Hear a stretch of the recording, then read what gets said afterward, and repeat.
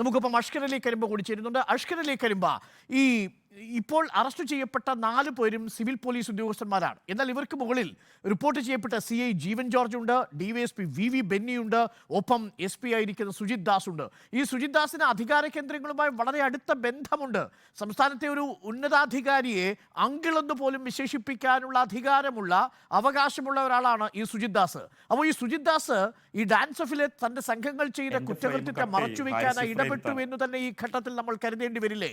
ഈ അന്വേഷണം 4 പേരിൽ മാത്രമായി ഒതുങ്ങുമോ, അഥവാ ഉന്നത ഇടപെടലില്ലാതെ ഇങ്ങനെയൊരു കൊലപാതകം, കസ്റ്റഡി കൊലപാതകം സാധ്യമാണോ?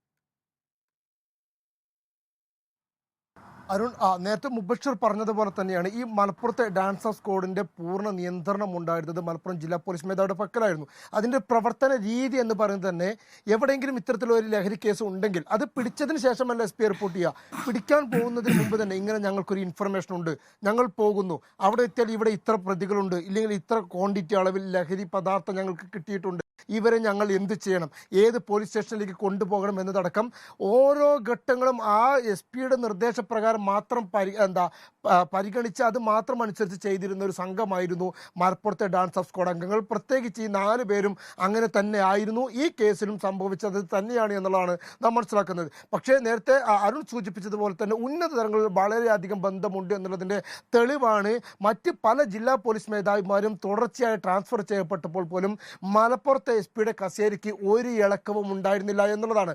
മാത്രമല്ല അവസാനം തെരഞ്ഞെടുപ്പിന്റെ ഘട്ടത്തിൽ പോലും അദ്ദേഹത്തിന്റെ മാറ്റം വന്നപ്പോൾ അദ്ദേഹത്തിന് ഇഷ്ടമില്ലാത്തൊരു പോസ്റ്റിലേക്ക് ആദ്യം മാറ്റം വരികയും പിന്നീട് അദ്ദേഹത്തിന് വേണ്ടി മാത്രം വീണ്ടും 2-3 തവണ ഉത്തരവുകൾ ഇറങ്ങി അദ്ദേഹത്തിന് കൂടി പ്രാപ്തമാകുന്ന രീതിയിലേക്ക് അദ്ദേഹത്തിന്റെ പോസ്റ്റ് സൗകര്യപ്പെടുത്തി കൊടുക്കുന്നതും നമ്മൾ കണ്ടതാണ്. സ്വാഭാവികമായും അദ്ദേഹത്തിനെ പോലുള്ള ഒരാളിലേക്ക് കേസ് എത്തുമോ എന്നുള്ള കാര്യത്തിൽ നമ്മൾ ഇപ്പോഴും സംശയിക്കുന്നു. കാരണം IPS ലോബി അടക്കം പലതും ഇടപെടുന്നത് കൊണ്ട് തന്നെ ഇത്തരം കേസുകൾ അട്ടിമറിക്കപ്പെടുന്നു എന്നാണ് പോലീസ് കേന്ദ്രങ്ങൾ തന്നെ പറയുന്നത്. പലപ്പോഴും താഴെ തട്ടിലുള്ള പോലീസ് ഉദ്യോഗസ്ഥരെ പ്രതികളാക്കിക്കൊണ്ട് കരുക്കളാക്കിക്കൊണ്ട് ഇതിന് ഓർഡറും ഉത്തരവിട്ട യഥാർത്ഥ മേൽക്കോയ്മയിലിരിക്കുന്ന അധികാരികൾ അവർ എപ്പോഴും രക്ഷപ്പെട്ടു പോകുന്നു എന്നുള്ള പോലീസ് സേനയിൽ അവിടെ താഴെക്കിടയിലുള്ള ഉദ്യോഗസ്ഥർ തന്നെ ചൂണ്ടിക്കാണിക്കുന്ന കാര്യമാണ്. മാത്രമല്ല ഈ കേസിൽ ആദ്യം മുതൽ തന്നെ പോലീസിന്റെ ഭാഗത്തുനിന്ന് വലിയ അപാകതകൾ സംഭവിച്ചു എന്നുള്ളത് കൊണ്ട് മാത്രമാണ് അവർ സൃഷ്ടിച്ചെടുത്ത കഥ പൊളിയാൻ കാരണം. അവരിട്ട FIR പോലും 4/25 പോലീസ് സ്റ്റേഷനിൽ താമർ ജിഫ്രി കുഴഞ്ഞു വീണു എന്ന് ഒരു FIR രേഖപ്പെടുത്തുകയും മറ്റൊരു FIR 7/5 രജിസ്റ്റർ ചെയ്തിട്ട് അതിൽ താമർ ജിഫ്രിയെ ലഹരിയുമായി പിടികൂടിയെന്ന് പോലീസ് തന്നെ FIR ഇടുകയും ചെയ്യുന്നു. സ്വാഭാവികമായും ഒരാൾ മരിച്ചതിന് ശേഷം അയാൾക്കെതിരെ ലഹരി കേസിൽ പ്രതി ചേർത്തുകൊണ്ട് പോലീസ് FIR ഇട്ടതിലെ അത്ഭുതമാണ് നമുക്ക് ഈ കേസിൽ പിന്തുടരാൻ പ്രധാനമായി നമുക്ക് തന്നെ തോന്നിപ്പിച്ച കാര്യം. പിന്നീട് പോലീസിന് നടപടി വരുന്നു, 8 പേരെ സസ്പെൻഡ് ചെയ്യുന്നു. അതിൽ 4 പേർ എന്ന് പറയുന്നത് താനൂർ പോലീസ് സ്റ്റേഷനിൽ ഉദ്യോഗസ്ഥരെ അല്ല. അഥവാ താനൂർ സ്റ്റേഷനിൽ വെച്ച് നടന്ന ഒരു കസ്റ്റഡി മരണത്തിൽ താനൂർ സ്റ്റേഷനിൽ ഇല്ലാത്ത ആളുകൾ എങ്ങനെ സസ്പെൻഡ് ചെയ്യപ്പെട്ടു എന്ന ചോദ്യവും ഇത്തരത്തിൽ ഡാൻസ് ഓഫ് സ്ക്വാഡിന്റെ പങ്ക് വെളിവായി.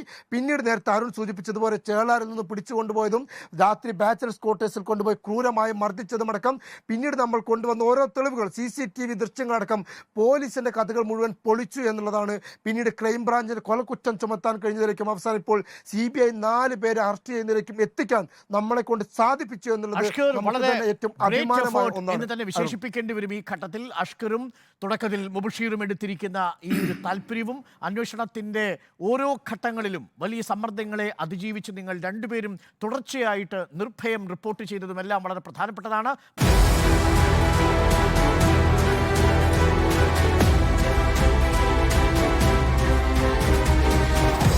Debate with Arun Kumar.